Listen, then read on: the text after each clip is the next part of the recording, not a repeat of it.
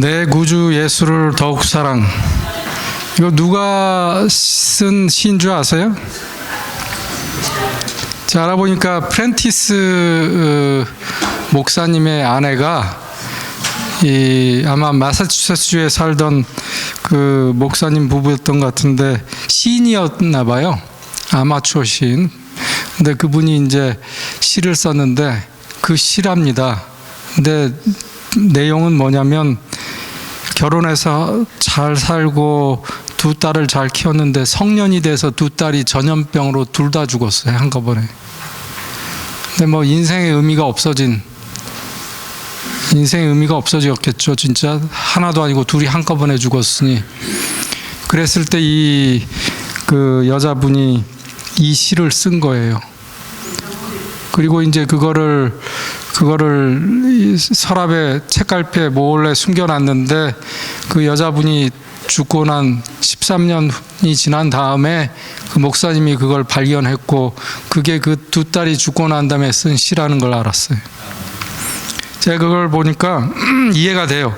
우리 인생에서 가장 바닥을 칠 때가 하나님이 우리와 함께 가실 때인 것 같아요.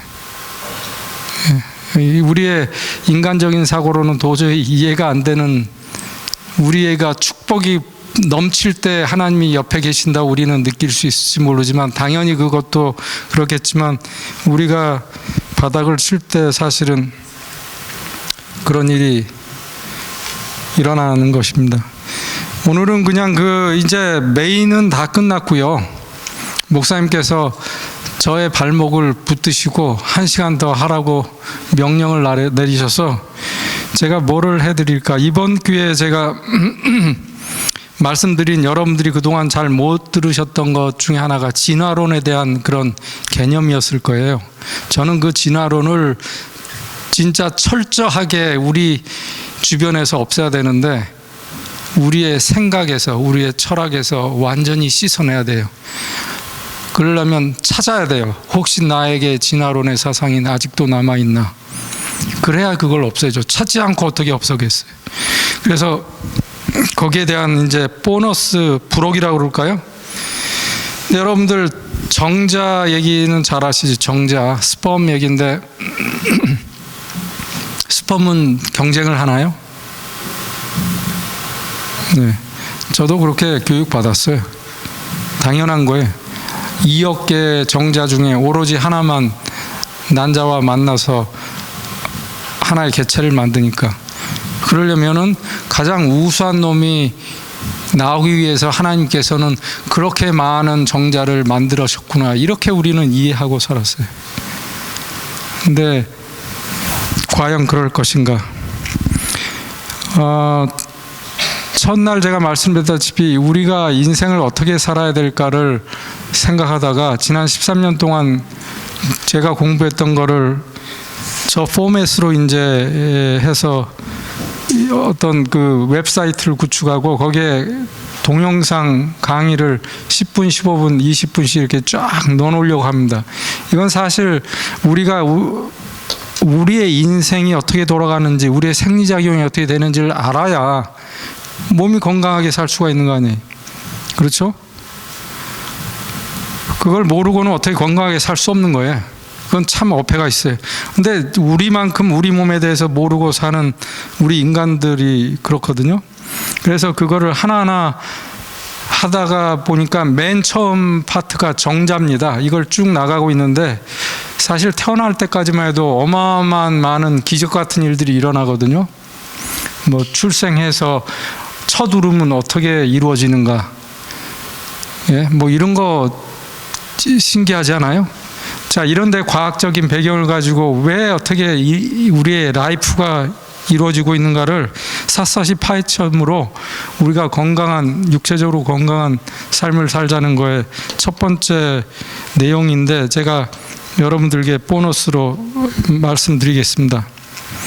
이 정자가 경쟁한다는 그거는 어디서 시작이 됐냐면 1970년대에 제프 파커라고 하는 리버풀 대학, 영국의 리버풀 대학의 동물학과 교수예요. 이 사람은 동물학과 중에서도 곤충학을 스페셜티로 했던 사람인데, 이 사람은 진화론에 자기를 진화론자라고 해요. 그러니까 진화론자들은 크리스찬 중에 아주 신실한 크리스찬이 나는 예수님 때문에 살아요라고 하는 거랑 똑같은 반대쪽에서 나는 신을 부정하면서 신실하게 살아요 하는 사람들이에요. 이 익스트림 반대예요. 근데 그 중에 하나인데, 이 사람이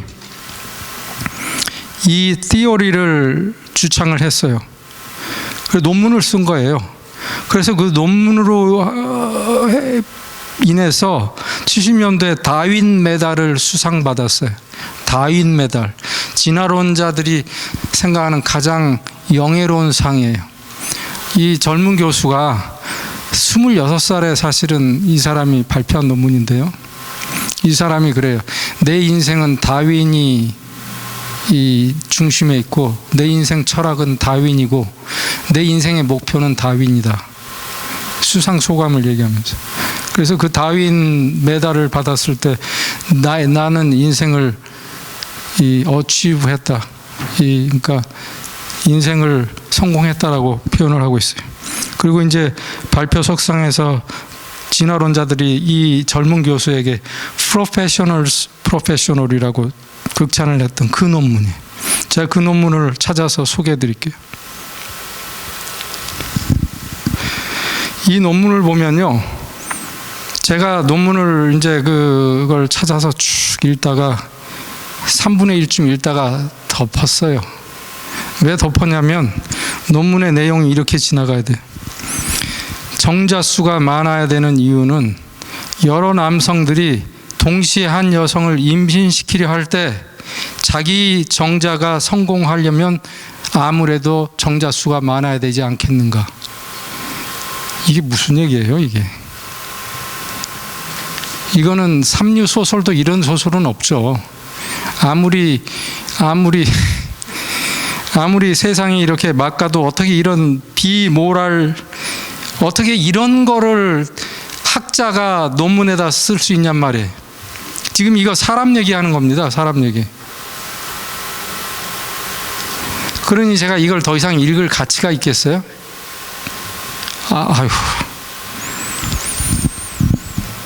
자, 이 논문을 발표하고 다윈 메달을 수상받았고, 이 논문이 모든 자연 교과서에 다 실린 거예요.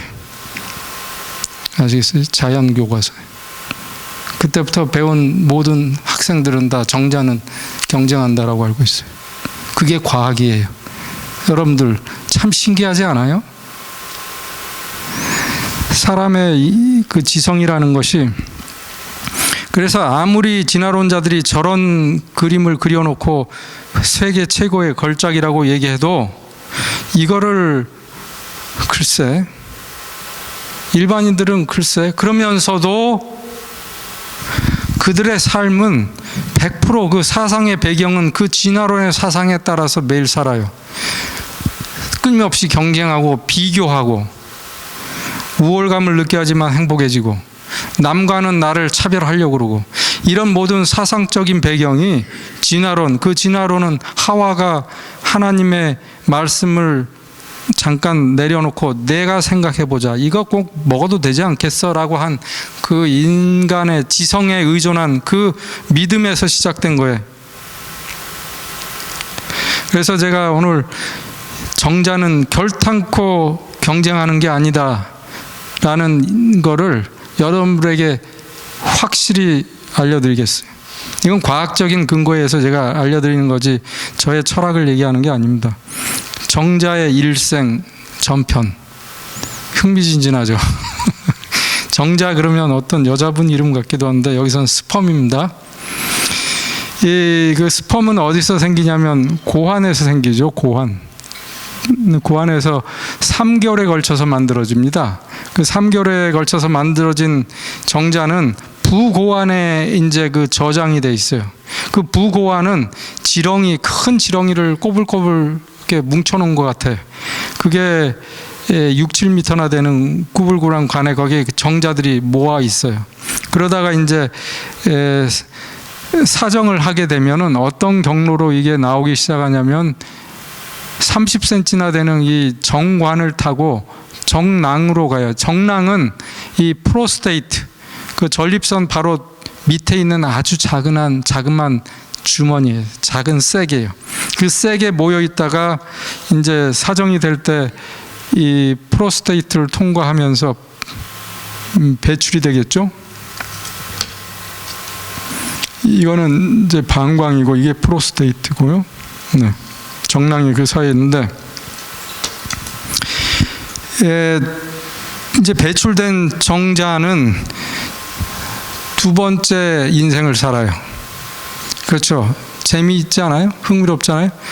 정자는 몸에서, 개체의 몸에서 있다가 나와서 다른 개체의 몸으로 이동한 거예요.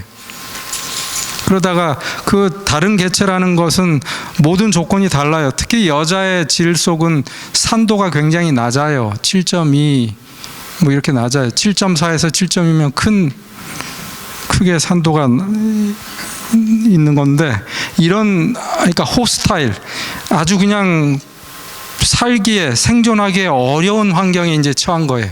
갑자기 청개들 입장에서 보면 이게 뭐야? 갑자기 이게 뭐야? 우리가 어디 떨어진 거야? 이렇게 될 거 아니에요. 그런데 거기에서 험난한 여정이 시작이 돼요. 이 자궁경부라는 것은 굉장히 꽉 닫혀 있고요. 거기에는 그 점막으로 막혀 있어요. 점액질로. 그래가지고 모든 균이나 모든 게 절대로 자궁 안으로 못 들어오게 돼 있어요. 뭐 여자분들이 수영을 하든 뭘 하든 그 안으로는, 여기에는 뭐 균이 들어올 수도 있지만, 그리고 여기엔 유산균이 많이 있지만 이 안은 무균 상태가 돼 있단 말이에요. 그렇기 때문에 이 자궁경부는 단단히 닫혀 있어요. 그 닫힌 벽을 뚫고 들어가야 돼요. 근데 첫 번째 질문, 여러분들 왜 정자가 거길 가야 돼요? 정자들에게 사명이 주어졌어요? 아니면 정자들이 왜 하필 거길 가요? 그 어려운 데를. 진짜 네? 살기 위해서요? 그건 아니. 살기 위해서. 사실은 죽으러 가는 건데요. 네. 갈 이유가 없죠. 정자가, 그래서 과학자들이 별 실험을 다 해요. 혹시 여자의 자궁 안에서 오는 어떤 냄새를 쫓아서 가는가? 정자에 코가 없어요. 센소리 올간이 없어요. 눈도 없고 귀도 없어요. 왜 갈 것 같아요? 이것부터 우리가 좀 생각을 해야 돼요. 왜냐하면 생각을 하지 않으면 그냥 도매금에 남이 한 말로 그냥 믿으니까. 그걸 생각해 보면, 가만히 있어봐. 정자가 왜 거길 가? 해필이면 왜 가요? 갈 곳이 없으세요? 아니, 가만히 있으면 되죠. 가만히 있으면 되죠. 이따가 나오면 되죠. 가야지. 한 생명체를 만들으니까. 정자가 그렇게 생각을 해요? 내비게이션에 찍혀 있는 거 아니에요? 그죠? 참 희한해. 진짜 내비게이션이 찍기처럼 정확히 찾아가요, 그 주소를. 이걸 보면서 이 진화론자들은 그래요. 이건 자연의 섭니다. 저절로. 그걸 저절로라는 말로, 저절로. 그러면 우리는 뭐라고 얘기해야 되겠어요? 이거는 하나님의 인도예요. 아, 진짜예요? 하나님이 그걸 인도해 주시지 않으면 우리 그 인류는 이렇게 별같이 많아지고 뭐 이렇게 자손이 많아질 수가 없어요. 그 인도가 없으면 절대 일어날 수 없는 일이에요. 정자가 뭐가 있다고 거길 가겠어요? 그 어려운 데를. 하필 거기를 뭐 한 마리만 가는 게 아니라 2억 마리가 다 가요. 다 가요. 그냥 죽어라고 가요. 죽어라고. 그리고 죽어요. 사실 많은 정자가 여기서 죽어요. 왜요? 거기에는 그 백혈구가 많거든요. 백혈구가 모든 균을 다 잡아먹기 위해서, 그러니까 쉽게 얘기하면 포대예요. 포대 거기에 그 독일군이 진지를 치고 있어요. 거기를 통과하는 거예요. 돌격 앞으로 했는데 대부분은 죽고 한두 명 갈지 몰라요. 아시겠어요? 저기서 대부분이 죽어요. 그럼에도 가요. 그래서 과학자들은, 진화론자들은 거봐라, 우수한 정자만이 저기를 통과할 수 있다. 그래서 우생학적으로 이 진화가 될 수 있는 존재만이 거기 가게 돼 있는 거다. 그게 자연의 섭니다, 이거예요.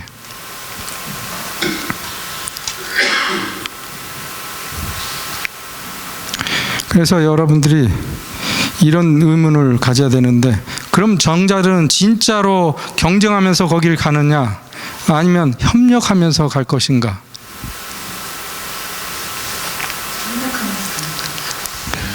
오늘의 결론을 그럴 것 같죠. 그렇죠? 신기한 거는 이 양쪽에 난소가 있고 나팔관을 통해서 난자가 이렇게 이 유영을 해요. 우주인들이 이렇게 이 공간이 이렇게 가까운 것 같아도 이 정자 난자 입장에서는 어마어마한 먼 거리겠죠. 유영을 해가지고 수영하듯이 여기로 들어가서 이쪽으로 와요. 또 난자들은. 근데 견우직녀가 만나는 자리가 딱 이 부분이에요. 99% 저기서 만나요. 저게 안 될 때 자궁 외 임신이 될 수 있어요. 왜냐하면 정자가 정신없이 오고 난자는 묵묵거리고 안 가고 여기서 만나면 이 복강내로 떨어져 나가서 여기서 수정이 되면 자궁 밖에서 이제 태아가 자라는 자궁 외 임신, 이거는 산모에게 가장 큰 위험 중에 하나죠.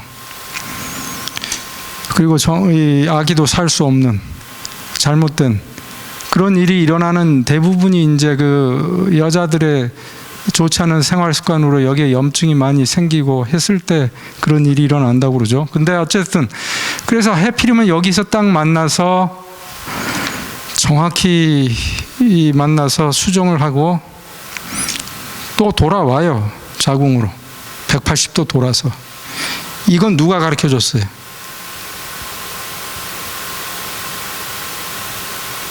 대답을 못 하시네. 그러니까 오늘의 정답은요, 대답이 안 되면 그냥 하나님께서 그러시면 예, 하나님께서. 진화론자들은 그게 자연이야. 저절로라고 그래요. 저절로. 이유는 몰라. 근데 그게 자연이야. 저절로. 절대 여기에 초자연적인 신이 개입할 리가 없어. 신은 없으니까.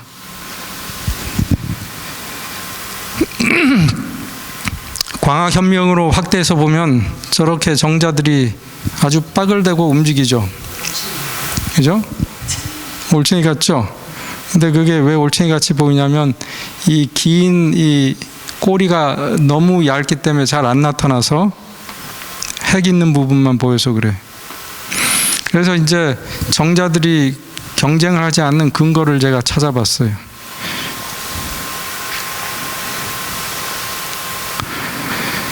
만약에 경쟁을 하는 것이라면, 그래서 2억 마리 중에 한 마리가 수정이 된다면 왜 2억 마리가 필요해요? 한 마리만 있어도 기분 좋게 가서 성공할 텐데.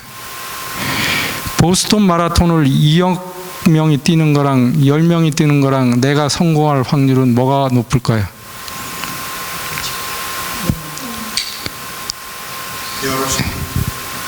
여럿이 뛰는 게 더 성공의 확률이 높아요? 더 숫자가 많을수록 확률이 높을 것 같습니다. 왜요? 제가 이렇게 다시 설명드려요. 아니, 이렇게 도와줘요? 동료들이 마라톤 시합할 때요? 여기서 제가 말씀드린 건 조건을요, 이 실력이 막상막하일 때, 예? 기고 나는 막상막하한 사람들이 10명이서 뛸 때 자기가 이길 확률이 높아요? 10,000명이 뛸 때 이길 확률이 높아요? 실력이 막상막하면 당연히 적을수록 자기가 확률이 높아요. 근데 정자 수는 cc당 1000만 개 이하로 떨어지면 불임이 안 돼요. 불임이 안 돼? 아니, 불임이 돼요. 임신이 안 돼요. 그래서 그 남성의 원인이 있는 불임이라고 그러는데, 이것만 봐도 정자 수가 많을 때는 분명히 뭔가 이유가 있는 거예요. 경쟁하려고 많은 게 아니. 경쟁하는 거라면 10마리만 있어도 돼요. 10마리가 경쟁하느라고 이렇게 이 에너지 낭비하지 말고 그냥 조용히 가면 되죠. 한 마리만 가면 될 걸 왜 2억 마리나 가냐 이거죠. 더 중요한 것은 과학적으로 결코 건강한 정자가 수정되지 않아요. 그래서 우리가 보면은 그 다운 증후군이라든지 이렇게 결손이 있는 그 유전자를 가진 정자가 간혹 이렇게 임신이 되거든요. 그런 거 보면 이게 결코 정자가 우수한 아주 건강한 정자가 수정되지는 않아요. 절대로. 그건 뭐 과학적으로 얼마든지 증명할 수 있어요. 그 다음에 과연 우수하다면 뭐가 어떻게 우수해야지 그게 가느냐 이거예요. 모든 정자들 그래서 2억 마리를 다 하지는 않았겠지만 랜덤으로 뽑아서 조사해 보면 너무나 똑같아요. 유전자도 똑같고 다 똑같아요. 미토콘드리아 숫자 똑같고 다 똑같아요. 뭘 무수하다, 그러니까 이 경쟁에서 이길 수 있는 우수한 점이 어디에 있냐고 우리가 과학이 찾아도 찾을 수 없어요. 그러니까 우리 생각에는 우수한 놈? 그러면 육상 선수를 생각해. 누구는 다리도 길고 힘이 세고 지구력도 좋고 순발력도 좋고 그래서 허들도 빨리빨리 넘고 그런 사람이 목적지에 제일 먼저 가요. 그건 올림픽에서 그건 맞는 거예요. 그거는 그 선수들을 세워놓으면 그 세계에서 온 특출난 선수들 중에서도 특출난 사람이 있어요. 그 사람이 이겨요. 그런데 정자는 그게 아니에요. 사이즈도 똑같고 다 똑같아요. 활동력도 똑같고 다 똑같아요.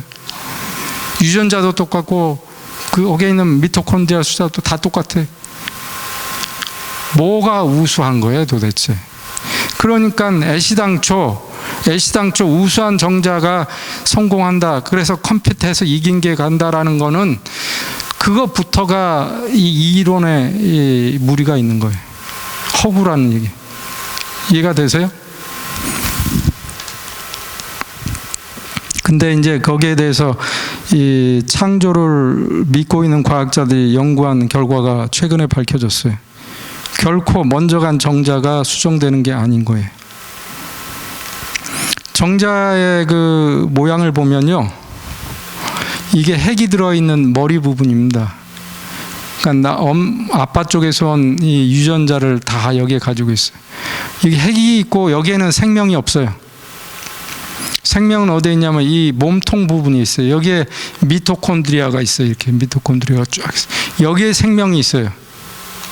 핵에는 생명이 없어요. 그냥 정보예요. 저 핵만 딱 띄면 이거는 그냥 바이러스나 마찬가지예요.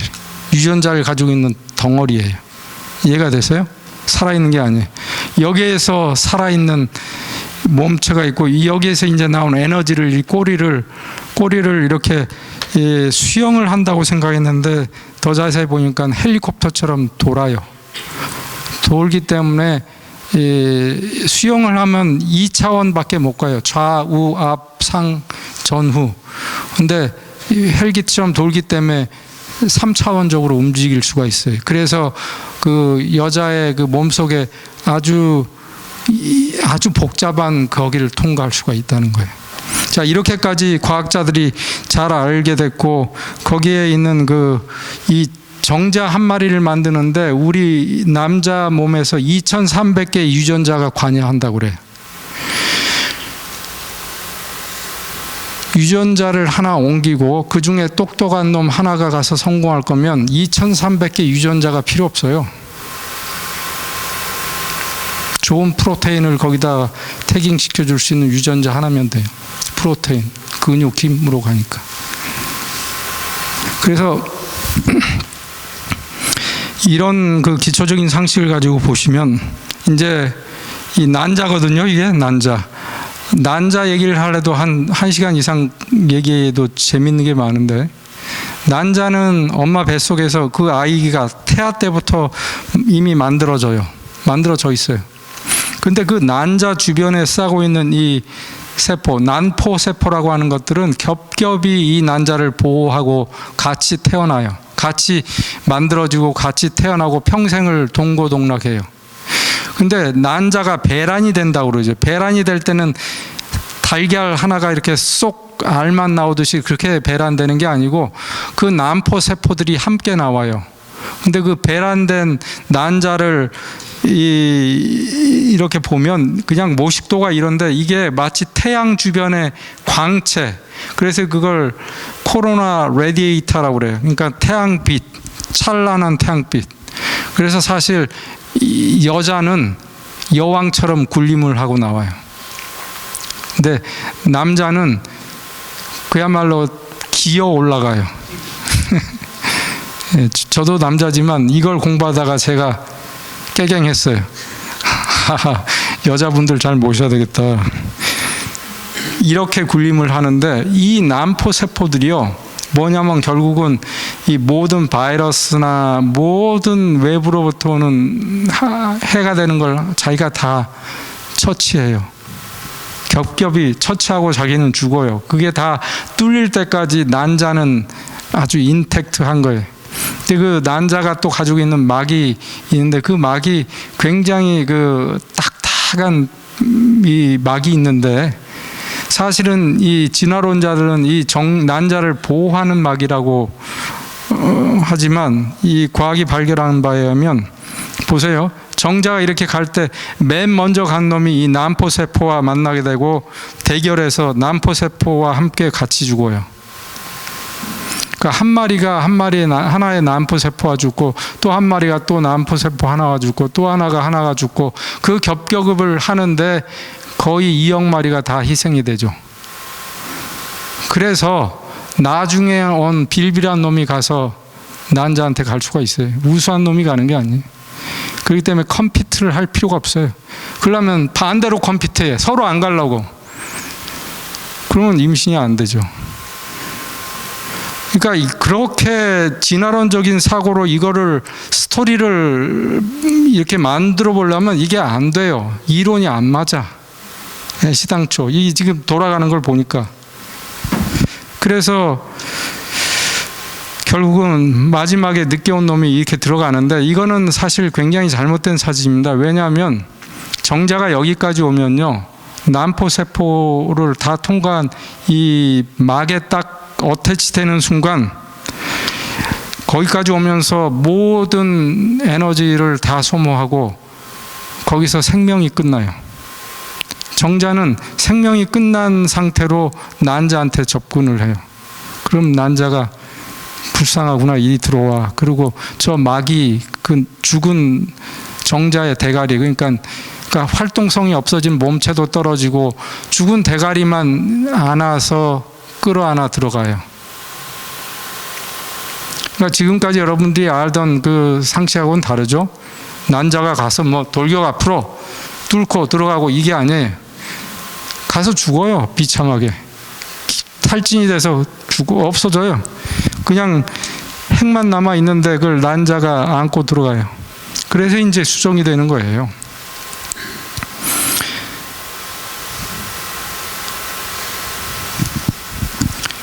노르망디 상륙작전 아세요? 2차 대전이 가고 있을 때 독일이나 연합국이나 더 이상 희망이 없어요. 더 이상의 이제 이대로 가다가는 다 망하게 생겼어요. 장기를 둘 때나 뭐 할 때, 카드 할 때도요, 마지막 히든 카드라는 게 있습니다. 그렇죠? 그러니까 이거를 써야 되는 거예요. 그래서 2판 4판이라는 말이 있죠. 독일도 그렇고 연합군도 그렇고 2판 4판의 분위기에 갔어요.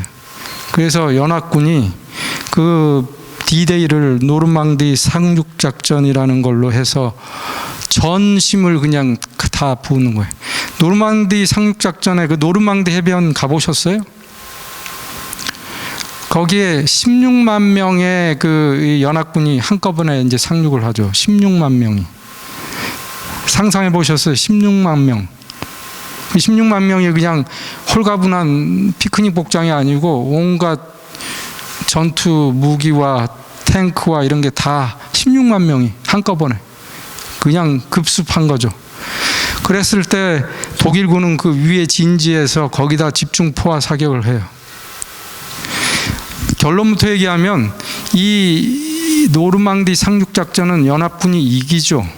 이것 때문에 결국 2차 대전이 분위기가 반전돼서 연합국이 승리하는데, 여기에서 몇만 명이 죽은 줄 아세요? 연합군만 20만 명이 죽었어요.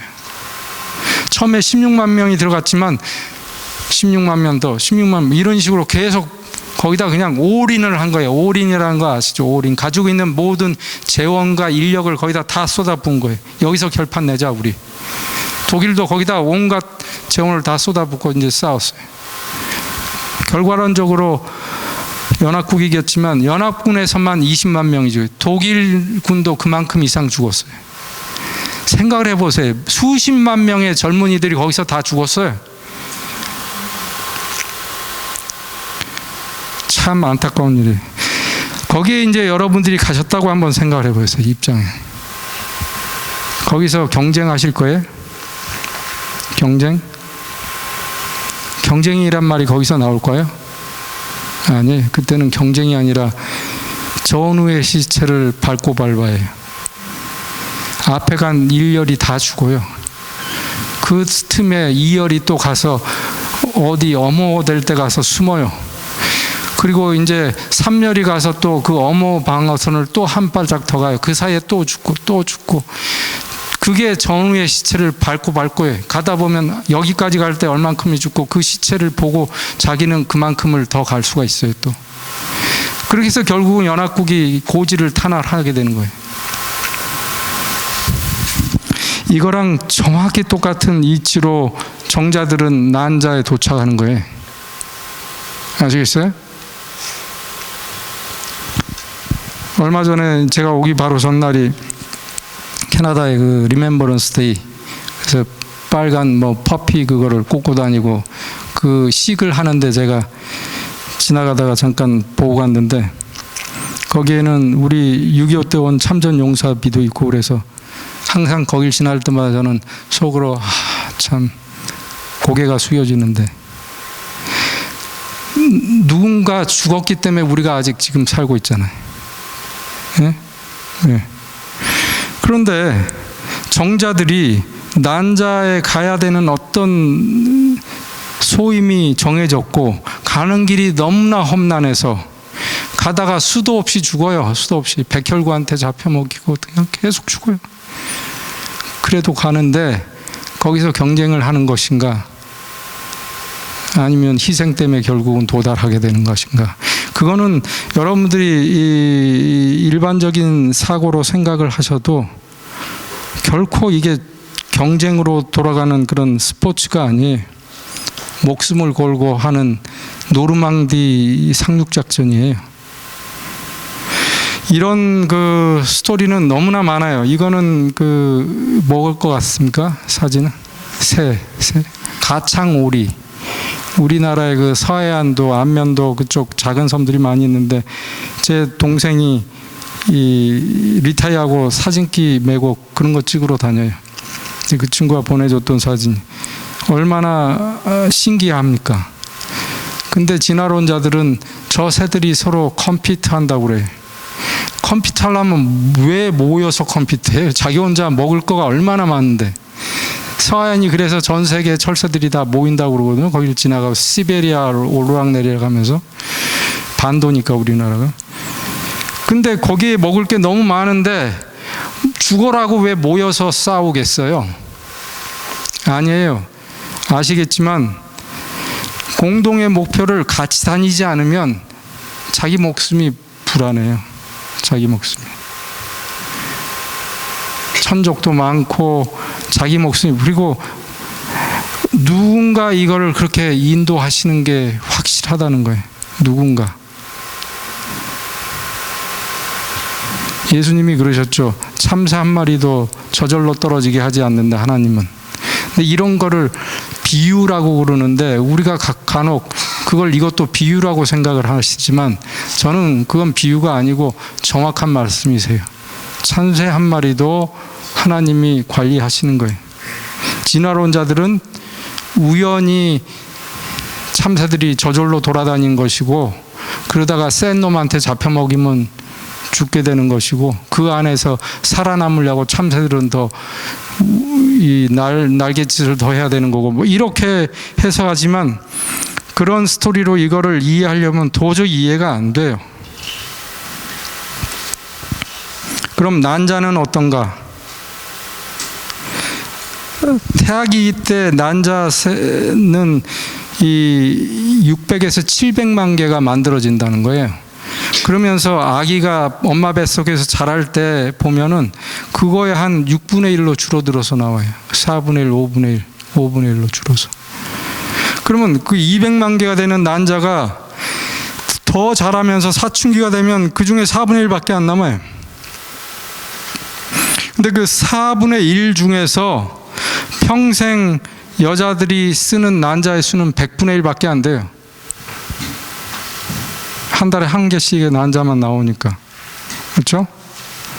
가입 명령 동안 30년 동안 한 달에 한 번씩 나온다고 치면, 자, 이런 이 난자의 세계를 이렇게 보면 과학자들이 궁금하잖아요. 이게 왜 그럼 정자처럼 난자도 서로 컴핏하기 위해서 이렇게 많아졌는가? 여기에 대해서는 설명을 할 수 없어요. 그렇지만 과학자들이 이거를 자세히 보면은 이걸 알 수 있어요. 이 한 달에 한 개씩 이렇게 이제 배란기에 이제 주로 미드 사이클에 나오죠, 중간에. 그렇게 배란이 될 때 이 전체가 배란이 돼요.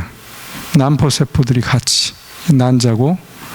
근데 이 주변의 세포들이 일사불란하게 있는데 저 세포들이 도대체 왜 존재할까를 과학자들이 궁금했어요. 난자 하나만 있으면 되고 하나만 배 나오면 되는데, 그런데 그게 보니까 이 난포 세포들이 하는 일이 어마어마하게 많아요. 난자의 유전자를 관리해주고 면역을 관리해주고 영양분을 공급해주고 소위 말해서 이 엄마 같은 역할을 해요. 그러면서 자기의 영양분이 난자를 계속 유지시켜주고 그 난포 세포들은 하나 둘 없어지기 시작해요. 없어지기 시작해요.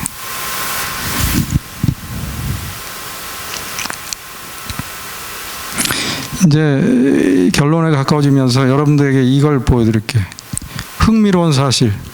난자들이 700만 개 중에 하나만 절을 만드는 데 사용됐어요. 그죠? 예? 그렇죠? 정자 2억 개 중에 한 스펌만 절을 만드는 데 사용이 됐어요. 그러면 그 많은 난자와 그 많은 정자 중에 제가 태어날 확률은 과연 얼마였을까를 따져봤어요. 그랬더니 1400조 분의 1이에요. 1400조가 얼마나 큰 숫자인 줄 아세요? 우리가 100년을 살아도 100년을 따지면 31억 초밖에 안 돼요. 31억 초. 100년을 살아도. 1400조는요, 무한이에요, 무한. 우리가 셀 수도 없고 알 수도 없는 숫자예요. 그냥 계산으로는 나오는 거지만. 그래서 저는 무한분의 1은, 확률 속에서 무한분의 1은 뭐라고 그러는 줄 알아요? 네? 그렇죠. 기적이죠. 기적이에요.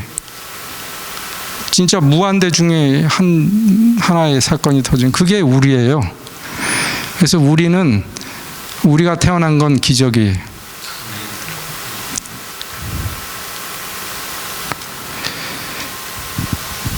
갈라디아에서 보면 어머니의 태에서 사람이 만들어지려부터 하나님이 나를 택정하셨다, 정하셨다, 나를 부르셨다. 저는 그렇게 보면 이 성경 기절이 충분히 이해가 돼요. 여러분들이 엄마 뱃속에서 어떤 난자와 어떤 정자가 어떤 우여곡절을 거쳐서 만나게 하셨는지를 우리는 알 수 없지만 어쨌든 결과로 우리가 태어나 있잖아요. 그거를 지금 생각해 보면, 하나님이 나를 만드시기 위해서 그 많은 정자, 그 많은 난자들이 서로 협력하게 하고 희생하게 해서 하필이면 그 정자와 하필이면 그 난자가 만나게 하셨구나. 이제 이해가 되세요? 그러니까 하나님이 우리를 부르셨다는 말이 정확히 맞아요. 그래서 이런 식으로 우리의 그 모든 신체를 잘 공부를 해보면 우리 실제 그 생리 상황이 어떻게 돌아가고 하는가를 보면은 도저히 우리는 진화론을 눈꼽만큼도 용납할 수가 없어요. 그걸 떠나서 너무나 혐오스러워요, 진화론이. 아까 보셨다시피 뭐 여러 명의 남자가 한 여자에게 임신을 시키려고 노력할 때라는 그 가정 그 자체부터, 그래서 이 하나님이 우리 인간 남자 하나 여자 하나가 만나게 하시고 거기서 이제 그 자손이 하늘의 별과 같게 만들겠다고 하셨고, 이런 것들을 사탄은 아주 그냥 비참하게 짓밟고 싶은 거예요. 그냥 그런 하나님의 모든 말씀을. 그래서 하나하나 다 그런 식으로 우리의 인간의 지성을 이용해서 너 좀 생각해봐. 하나님이 그렇게 생각하셨지? 그런데 네가 좀 생각해봐. 너도 생각해봐. 너도 사람이잖아. 머리가 있잖아. 이렇게 얘기하는 거예요, 아직도. 그럼 우리는 그렇게 생각해요. 그게 바로 진화론이에요. 그게 진화 사상이고. 그래서 우리 마음속에 있는 진화 사상을 철저히 찾아서 없애는 것이 굉장히 중요한데, 그 중에서 끝까지 우리 마음에 없어지지 않는 게, 설마 하나님이 우리의 생명을 유지시키겠어? 설마 하나님이 내 세포에, 아까 아침에 말씀드린 대로 모든 세포에 호흡을 계속 유지해 주시겠어? 10조 개나 되는 이 지구에 얼마나 많은 인생이 있는데 그걸 어떻게 다 하나님이 관리하셔? 말도 안 되지.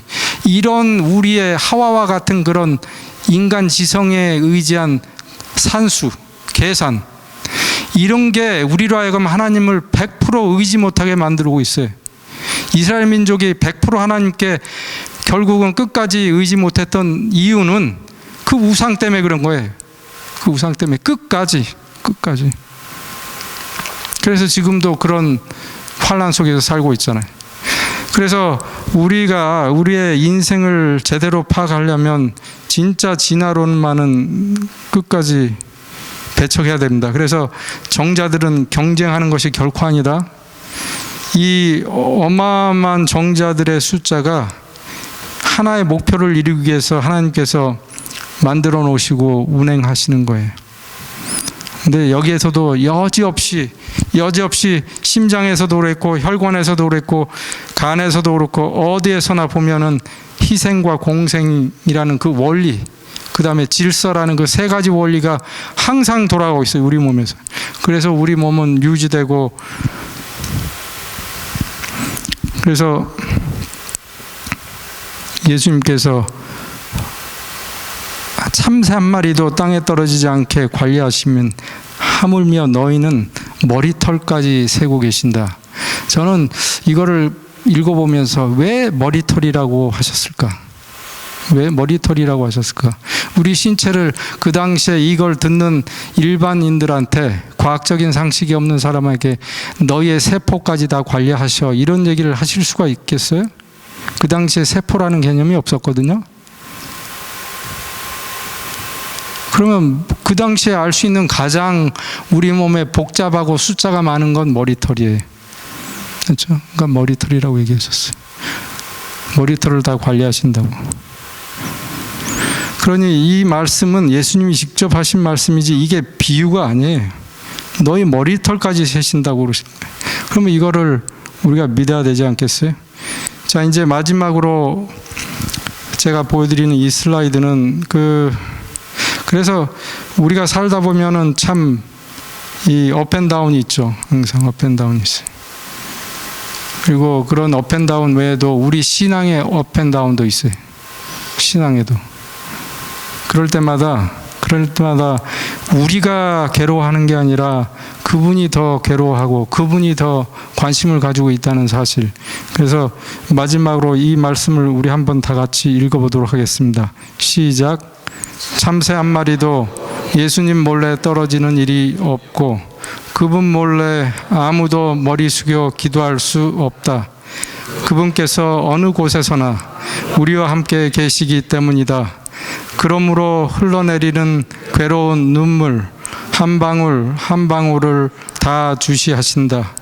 그분께서는 언제나 당신을 의지하는 사람을 결코 버리지 않으실 것이다. 그래서 이런 말씀을 우리가 온전히 믿게 되는, 그래서 우리 마음에 평화가 있고 두려움이 없고 항상 감사하고 우리의 그런 삶을 통해서 우리 주변의 사람들이 자연히 나도 저 사람처럼 한번 살아보고 싶다라는 생각이 들도록 그런 저와 여러분들의 삶이 되기를 간절히 바라면서 마치도록 하겠습니다. 감사합니다. 그럼 기도를 할까요? 하나님 감사드립니다. 지난 3일 동안 저를 통해서 하나님께서 주시고자 하는 기별이 이 사랑하는 하나님의 자녀들에게 잘 전달되었기를 바라옵나이다. 그뿐만 아니라 이제는 성령님께서 저희와 함께 계셔서 저희들의 삶을 인도해 주시고 저희들에게 늘 권면하여 주셔서 저희들이 매일매일 생각을 하고 매일매일 묵상과 명상을 함으로 저희의 영성이 자라고 더욱 확고한 믿음을 갖게 하여 주시옵소서. 그러므로 저희들의 삶을 통해서 주변에서 복을 받고 오로지 하나님께서 큰 영광을 받으시옵시기를 주 예수 그리스도의 이름으로 간절히 기도드립니다. 아멘.